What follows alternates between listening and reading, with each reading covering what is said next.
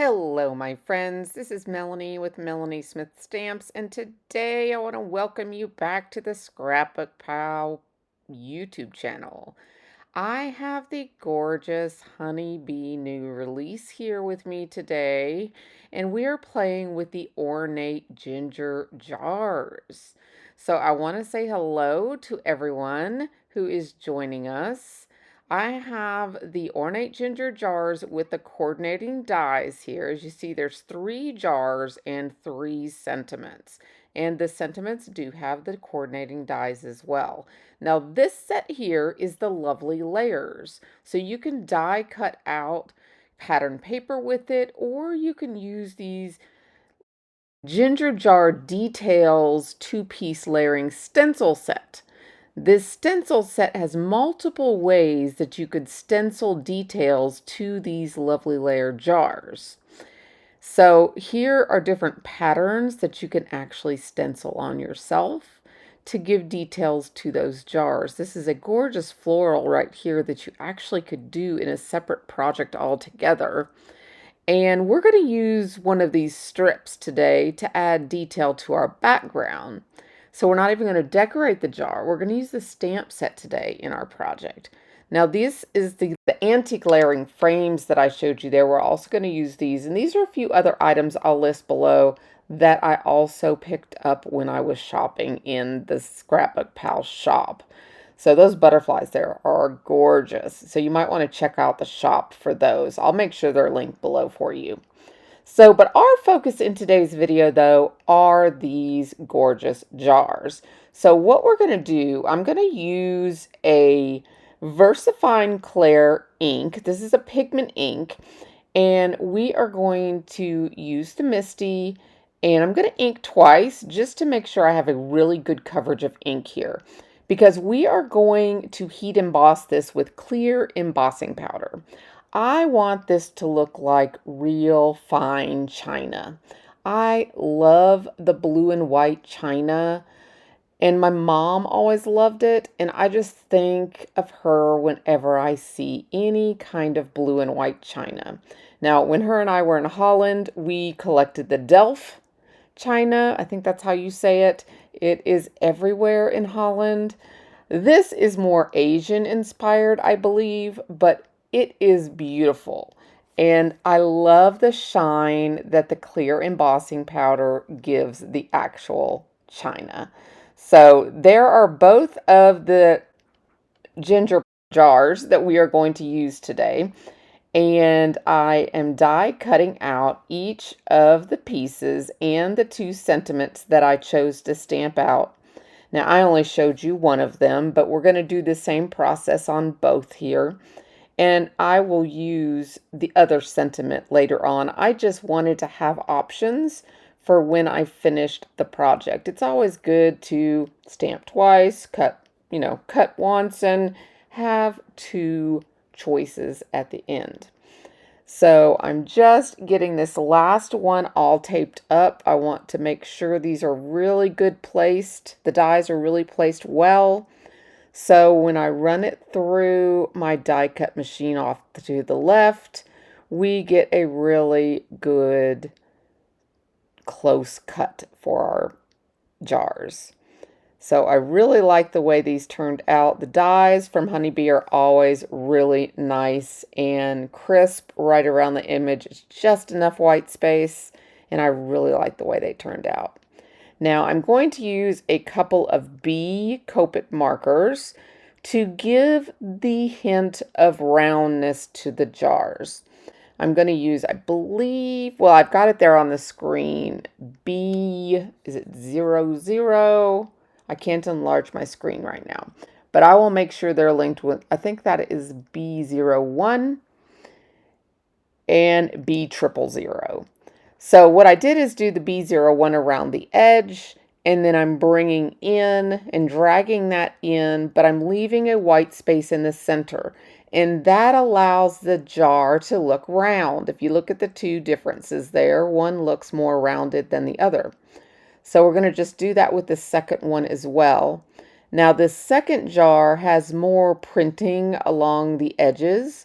So there's very little space to actually color in there. So I'm kind of just going straight on some of it.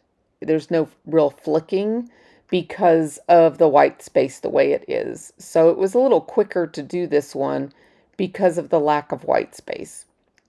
But it still gives that hint of blue around the edges, which is just that shadow of the roundness of the jar, which I think is definitely noticeable when you have those jars there next to each other. So I just love that. I love to give it texture and movement.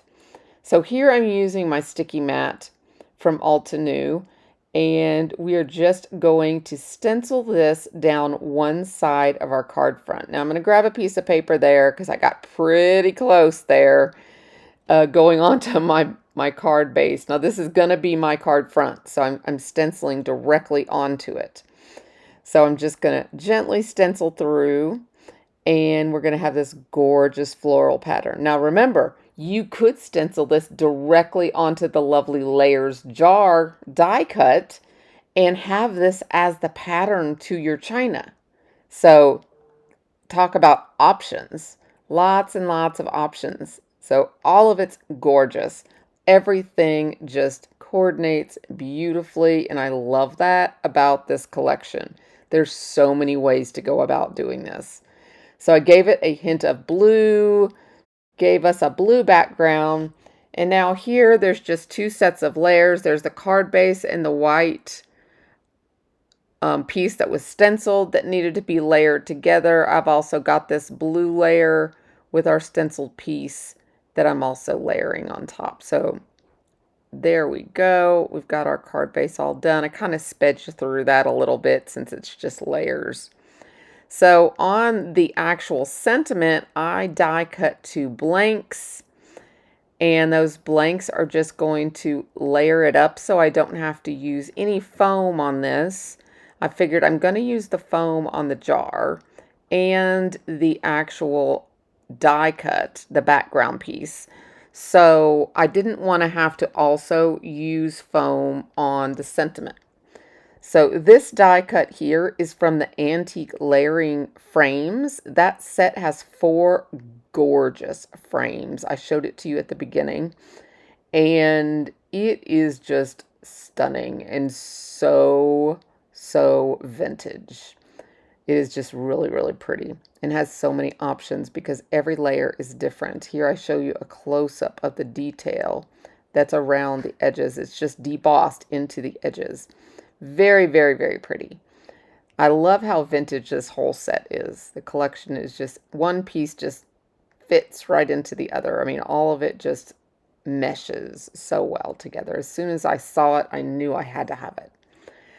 So I'm going to glue the back one straight down, and then I'm going to pop this other one up. Now I used 2mm on the background die, and I used 1mm adhesive here on the top jar. That way it's not coming up too high on the card front. I love that we carry 2 thicknesses of these foam squares in the store. So this here I'm going to put down towards the bottom. I wanted to leave a little white space up top, so I chose to use the larger sentiment and go across the bottom of the jars. Plus, I'm going to add a little detail towards the top of the jars, and I wanted that to be what the person actually noticed at the top of the jars. So we're going to kind of put this right down here.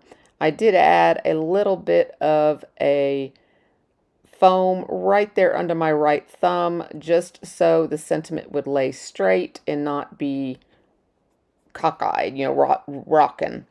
So here I'm getting the actual lovely layers ginger jars out, and I just die cut the top dies from the jars, and these coordinate in size with these ornate ginger jars.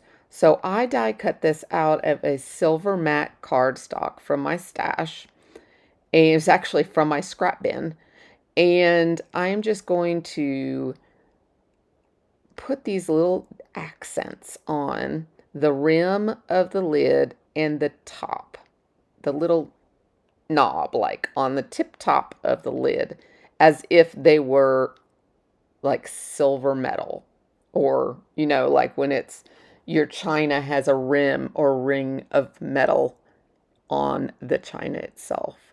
So it's just going to make our pieces of china a little different than the next. Make it designer china. So here's a close-up look. I love the way this turned out, and I hope you did too.